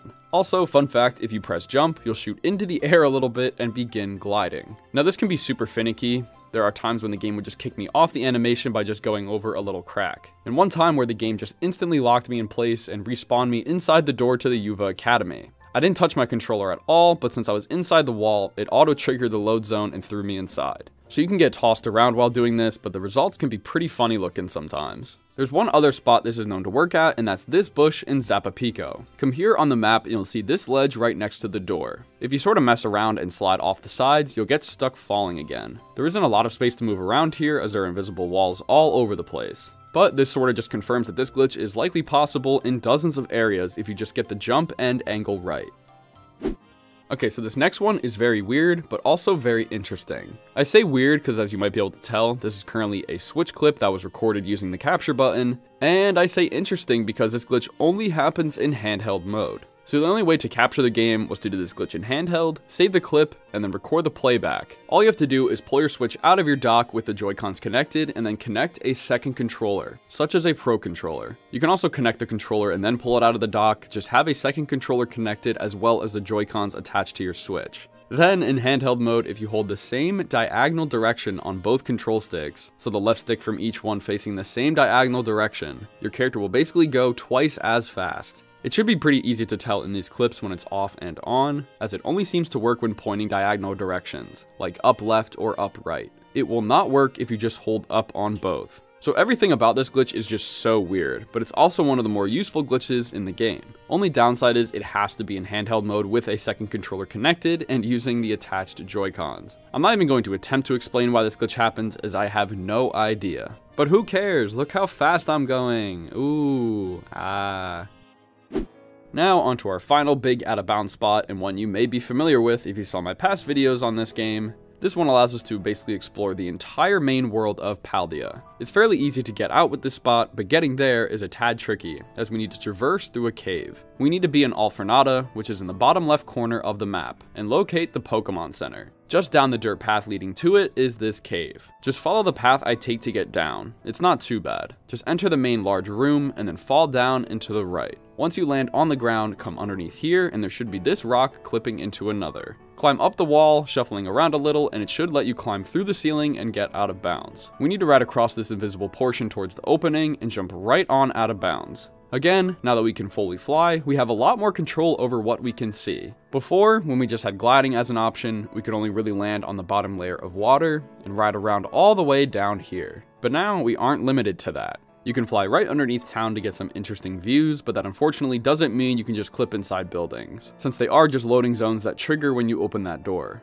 Even with that in mind, I was still curious if there was a way to access the legendary shrines by just flying out of bounds. Even though I've got over 100 hours in this game, I've never pulled out all the stakes out of the ground to unlock the legendaries. So I wanted to check what would happen, and unfortunately, it's just this gray tube that I wasn't able to access as I was out of bounds. I doubt the loading zone is even there until you unlock the gate or press A on it. I don't even know what happens. So because I was flying into the wall, the game thought I was stuck and voided me out, right back to the point where we clipped out of bounds from. So it's not that bad. Since there wasn't much else to do, as clipping into buildings was not possible, I wanted to head towards Area 0. As I got close, there were these very thin walls shooting down the entire mountain, blocking me. But by flying low and then back up, you can still get inside. Surprisingly, I didn't hit a load zone right away, and I was allowed to fly through this thick fog and inside the great crater of Paldea. In fact, below this fog is just a massive flat stone floor. This would technically be where Area 0 is supposed to be, but since we never hit the proper load zone, we can just run around this whole area.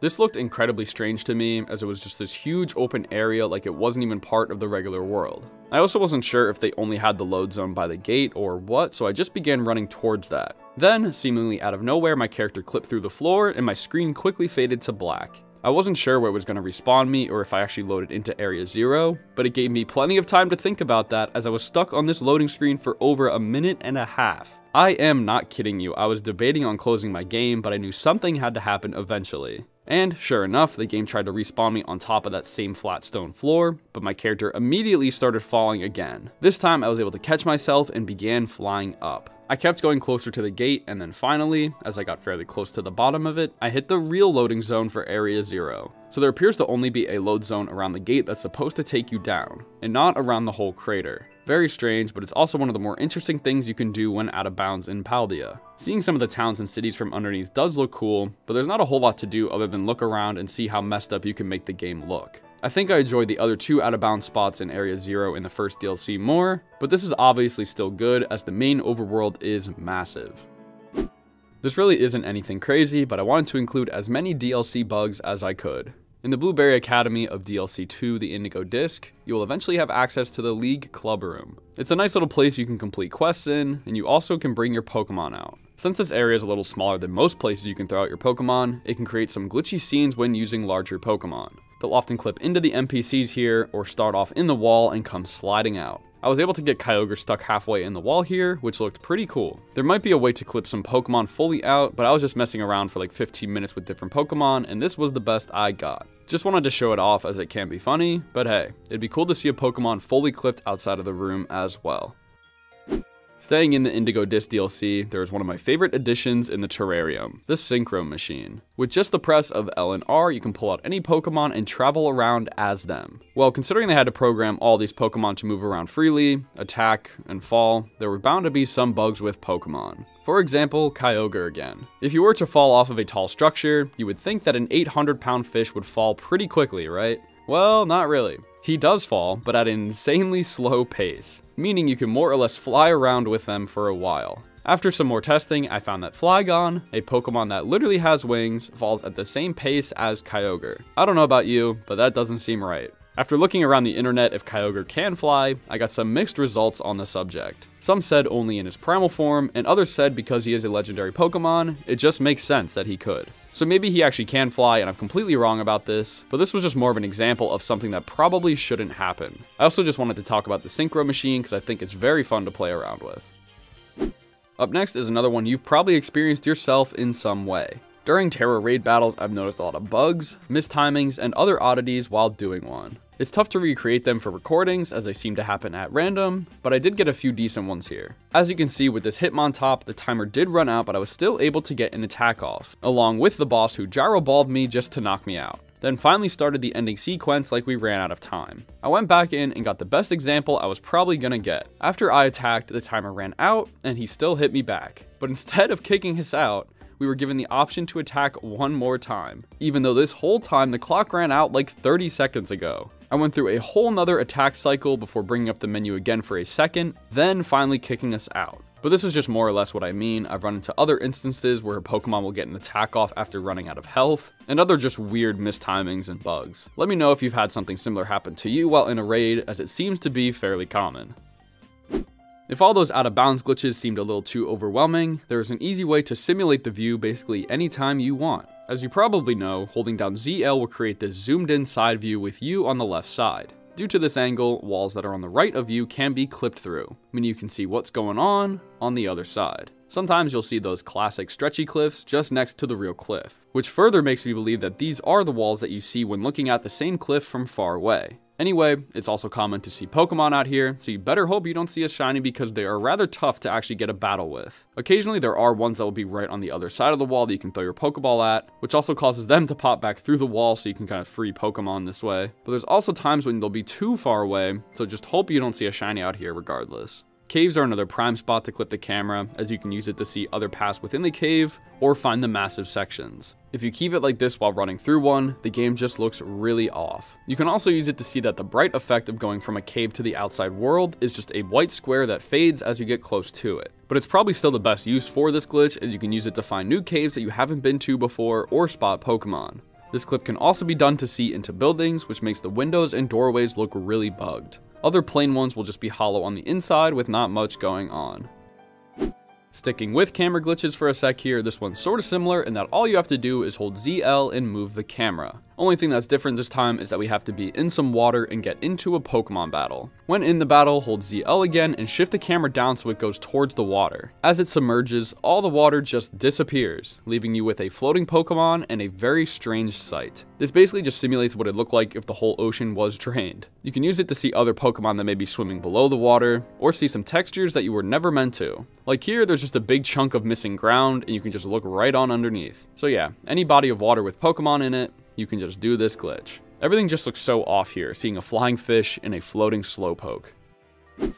Okay, last camera related glitch, I swear. I think anyway, this video's long. So this one takes place in Cascarafa, and all you gotta do is show up. The city features very tall walls, so find one and stand right next to it at the base. Now just pan your camera towards the wall, and it should shoot straight up into the sky, giving you this nice aerial view. I guess standing here confuses the game and makes it think that you're standing on the top part of the wall. That, or it just doesn't know what the camera should be doing and doesn't want to clip it inside the wall, so this is the result. While there's nothing really useful, like most of the camera glitches, it's still neat to see the city from high up without your character in the way. This is possible at basically any of the walls in this city, but I don't think it'll happen in other areas throughout the game. I believe they added some special rule for this city, as it doesn't appear to work with just random cliffs or other buildings. So enjoy it while you can, and let's move on. Okay, I have a question for you. Have the cutscenes ever felt off to you? Like something's off about the way they go from scene to scene or transition? Well, I'm about to ruin them for you, and potentially spook you in the process. Ooh. Bro, it is not October. At the end of most of these cutscenes, the final 1 or 2 frames will not be what it's supposed to be. For our first example, there is this intro cutscene when you first start playing Scarlet or Violet. During this classroom shot, as it's switching between the back of the room and this closer shot of the front, there is a huge desk in the way during the first frame of the switch. Tough to see if you're not looking for it, but they do create some really cursed images. But the most common place I've noticed is when the cutscene is fading to black. The end of this same intro cutscene features students and academy teachers gathering around, all happy and such. Well, the final 2 frames before fading fully to black are very strange. I'm not the best at brightening up a really dark image, and honestly they aren't even meant to be brightened, but I want to prove a point. The second to last frame is this shot in front of the academy that we were seeing before. But now all the NPCs and even Pokemon are T-posing. Pikachu, come on bro. If that's not weird enough, the final frame is different. Only 4 of the student NPCs are still on the screen, and the academy has disappeared. There's only this cloudy backdrop with them now, which is honestly even creepier. The only other one I'm going to show is at the beginning hour of the game when you get rescued by Koraidon or Miraidon in the Inlet Grotto. Again, it's very dark normally, but here, Nemona is staring off to the left, while Koraidon is staring right at her. And my character is just clipping through the right side of his body. So this seems to be the T-pose Koraidon does, but this whole image is just so cursed. So like I've said, this seems to happen in a good chunk of the cutscenes throughout the game. Either people or backgrounds will get messed up or removed a frame before they are supposed to. While it is only a frame or 2, it's not too difficult to see if you're paying attention. It is with a heavy heart that I tell you I will not be playing through this whole game again just to rewatch a few cutscenes and confirm. But what if you want this to happen anytime you want? Simple, just trade with someone online. Go through the Poke Portal menu and set up either a link trade or surprise trade. It doesn't really matter, as the cutscene of you and someone else trading a Pokemon is the exact same. Wait for the end of this cut. Also, real quick fun fact, this frame transitioning to the next scene is another example of this happening. It removes the blue backdrop, leaving the ball just floating in whatever location you are in at the moment. Okay, go. Scene. The Pokemon will do this funny thing where they get close to the screen. Smaller Pokemon are still visible, but with larger lads, they get real close. If you're someone who trades a lot, you've likely noticed this happen at least once or twice. But yeah, safe to say they mistimed the cutscenes by a tiny bit, and the fading to black occurs slightly too late, giving us these beautiful screenshots. Going back to the beginning of the game, there's actually another bug you can do seconds after moving for the first time. So spoiler alert, you do get a map in this game that you can pull out by simply pressing the Y button. Whoa. Anyway, at the beginning of the game, you do not have this, meaning that Y should not do anything. However, it creates weird visual glitches due to a programming oversight. I can say with like 72% confidence that this is what happens when you press the Y button. The game is programmed to begin bringing you to a stop, as you can't have the map open and move around, then runs a check to see if it's allowed to open. Since we're at the beginning of the game, we do not have a map to access, so it does this stutter when you're walking and standing still. First is just standing here. You can visibly see the exact moment I press Y here, as my character is in the middle of a looking around animation, and then just snaps to look straight ahead. It's creepy, but only occurs when you press Y and do not have the map unlocked yet. The other instance is when walking around. Not that you should really be doing this anyway, but if you mash Y while walking, you'll get this consistent stopping and starting loop, making you walk slower than moving normally. It does get worse though. After giving Koraidon or Miraidon your mom's sandwich, and you travel through the inlet grotto, your map becomes disabled again. And this is also after you unlocked running, so it makes it even slower if you mash Y. I believe these are the only 2 times you can do this glitch though, as I don't think your map ever gets disabled again. So I mean, this glitch can be easily avoided by just not pressing Y until you're supposed to, but if you want some cheap entertainment while starting a new save, why not mess with the animations and a programming error? Now onto a very small glitch in Mesa Goza. Over on the left side of the city is this area with a patch of grass and the Go for Broke grill. For some reason, in this tiny little area only, there is a movement bug. The transition here between the sidewalk and grass isn't fully connected or something, because you can just walk off the sidewalk and get stuck. You can now run in place along this stretch of the sidewalk, angling downwards like you're about to faceplant into the grass. Again, it only seems to happen in this area of Mesa Goza and on this straight path. Once you slide too far to the left or right, you'll be given walking privileges again. Yes, I know this is basically nothing, but this is the first glitch I've ever discovered in this game, and I've covered it in all my other videos, so why would I break tradition? Alright, since that wasn't the best glitch, here's another pointless one you can do in Mesa Goza. Near this Pokemon battle area on the lower left side is this wall with this building. All we gotta do is hop on Koraidon or Miraidon and climb up the wall. You'll get blocked at the top, so simply shimmy left towards the building. Sometimes this will happen and you'll get stuck and void out, but other times you and Miraidon will clip through the wall and end up inside the building. You may be stuck in that infinite falling animation, so just hop off Miraidon and you won't get teleported out. So yeah, as you can see, we are technically out of bounds inside of a building. Unfortunately, even though there does appear to be a door here, we are unable to access the load zone. Not that there is one here anyway, as this isn't a shop. So all you can really do is look and mess around. It is possible to jump up and stand on this upper ledge, but that's about it. If you and your friends are online and playing hide and seek in Mesa Goza, this could be the move, as I doubt you would ever get found here. Once you want to leave, you'll have to fly, as there doesn't appear to be a way to clip out. This next one doesn't even require you to play the game. This one solely takes place in the boxes menu. When in this menu, you can see a cursor on screen pointing at the Pokemon it's on. It will fill in the box yellow to further show which Pokemon you are on. However, some strange things happen when you press A. It selects that Pokemon and brings up a menu of things that you can do, like summary, items, and all that. Well, I don't know how I noticed this, but after selecting certain actions, this yellow fill will disappear. If you choose to move a Pokemon and place it back down, it will still be yellow. But if you close the menu and don't pick anything, the yellow just heads out, leaving you with just the cursor hovering over nothing until you move it or select the Pokemon again. It does look a little off just seeing this triangle floating here without highlighting anything, but it keeps going. If you give him an item to hold and then go back, the yellow is gone. If you change the markings and then go back, the yellow is gone. If you choose to release it and then go back, the yellow is gone. If you go down and press never mind, the yellow is gone. If you go check the summary and then go back, say it with me now, the yellow stays. What? I thought this wasn't a glitch at first and the yellow was just supposed to disappear, but 1, why would that make sense? The yellow highlight helps you see what Pokemon you're selecting, and 2, why would it stay on after only moving a Pokemon or checking a summary? There appears to be something bugged with the way the menu works, as I imagine they intended the yellow highlight to stay on screen for everything. This can happen with both your current party and the Pokemon in your boxes the same way. It looks off to have the yellow gone again and only have the floating cursor and a name tag. This doesn't happen when on the main menu either, you will always get the highlight. So it all makes me believe that the boxes menu does have a tiny glitch in here, and it's very easy to trigger.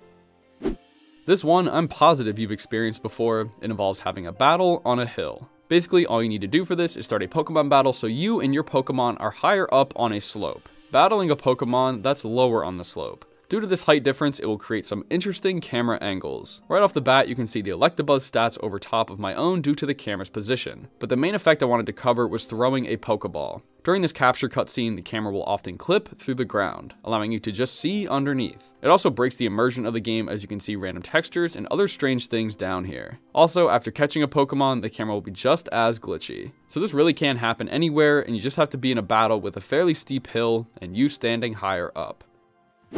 So this next one is loosely titled Teleporting, and you'll see why in a second. So as you know, holding ZL will allow you to lock onto another Pokemon, and then if you hit ZR, you'll throw your Pokemon out to start a fight. Well, you can actually use that to cross over large gaps. As you can see here, this Garchomp is on another rock with a big drop off in the middle. If we're patient and wait for him to walk close to us, we can target them. Even when in this range though, your character may still not want to throw a Pokeball at it, so I had to get as close to the edge as possible and was finally able to start a battle. Well, as you might notice, when this battle starts, we are automatically thrown over to the other rock when the battle starts. Since the Garchomp isn't going to come to us, we gotta go to him. So now, after running or battling, you will be on the other side of the gap. While this may seem pointless, since you can just normally jump while using your ride Pokemon, it's a good early game strat if you want to access something early. You don't unlock the high jump until beating the 3rd Titan Pokemon, so this might actually help you get to new places. But there's also a really cool thing you can do when starting a new game. After playing through a good bit of the intro tutorial, your next destination is Mesa Goza. When you approach the gate, Nimona will run up behind you and start a battle, which we don't want to do right now. So, don't go there.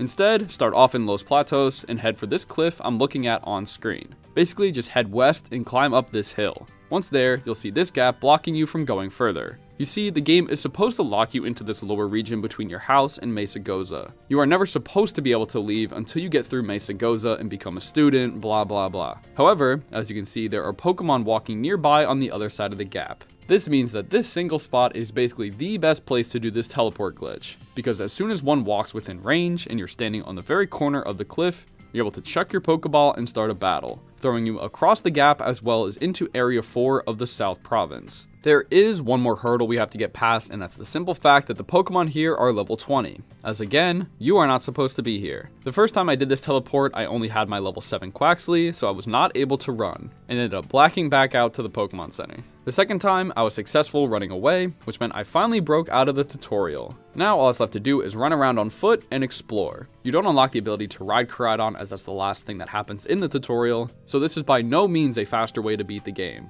But I still wanted to see what I could actually do now that I broke out of the opening tutorial and can explore the entire region of Paldea. The game technically didn't start the 3 main quests of Victory Road, Starfall Street, and the Path of Legends, so what would happen if I actually went to those places? I will say, it is a pain having to do all this while not having the ability to ride a Pokemon or jump. You have to be a little more careful when traversing the region, as there are places that you could get completely stuck. Plus, most of the Pokemon will be way higher level than us now, so we have to avoid them for the most part. However, while we may not have all the moves or options we're supposed to, we do have access to the Poke Portal, meaning we can do surprise trades, where you send your Pokemon off to someone else in the world and get a random Pokemon in return. So sorry Lechonk, you'll be getting sacrificed for a good cause. First trade was a level 9 Wawa, which I quickly sent back out into the internet and got a level 23 Wattrel. That's good enough for now. I can use her to get my Quaxly leveled up quickly and hopefully catch some more Pokemon to either trade off or use on this journey. My first stop was going to be Cortando, which brought me close to the west gate of Mesa Goza. But I needed to know what would happen if I entered Mesa Goza right now, as I'm technically not supposed to be in the city yet. So I turned off autosave in settings and just saved outside the gate in case something bad happened. I could just reset my game and be brought back here. I still had to battle Nimona in front of the south gate, so would I skip that?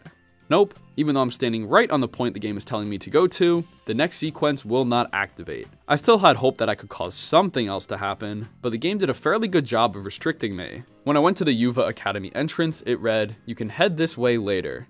Huh. I tried to go back through the west gate and it read, "Nimona's waiting for you. Better head towards the academy." So my only option was to go back through the south gate, in which the game just auto-started the cutscene that's supposed to happen with Nimona running up behind you. So one reset later, I was free again and heading towards Cortando. Upon getting there, I was kinda surprised to see that nothing happened. Like, at all. I went into the gym and all the front desk guy said was, "Welcome to the gym." No cutscenes, no nothing. This just made me more confused as to what the developers did. So they originally tried to keep you locked within the southern starting area until you went through Mesa Goza, but still went through the process of adding a check you did so before letting you do anything else in the world. So there's a good chance they anticipated players to glitch out of this area like we did, and added this as a preventative. I had this whole long plan to play through as much of the game as I could before ever going to Mesa Goza, but that is just all out the window now. Just to be sure, I went through and checked one of the locations from each of the paths. Bombardier, the Sky Titan was the closest to me, but as soon as I saw there were no boulders flying down the mountain, I knew they wouldn't be there. It was just completely empty at the top, and there was even a large boulder covering the cave that we're supposed to go in afterwards. You can see this area here by just clipping the camera out.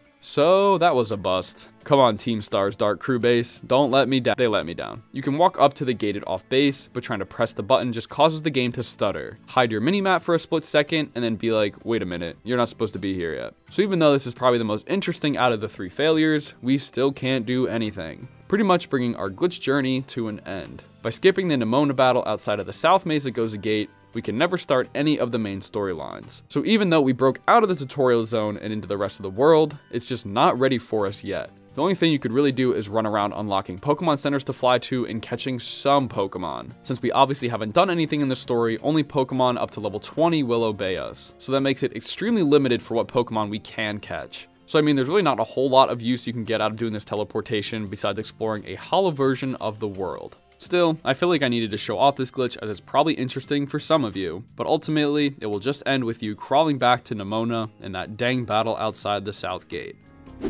So, there you have it. All the glitches that still work for every single mainline Pokemon Switch game. I had a blast making all these videos, so I wanted to combine them into one big video for you to enjoy, just as a way to cap off this little series. If you made it this far, I really appreciate it as it helps out the algorithm a ton. I might make another one of these in the future, but I mainly just wanted to try out a longer form video and see if it performed as well. But for now, I'm gonna get up out of here. Thank you guys so much for watching, and as always, see ya!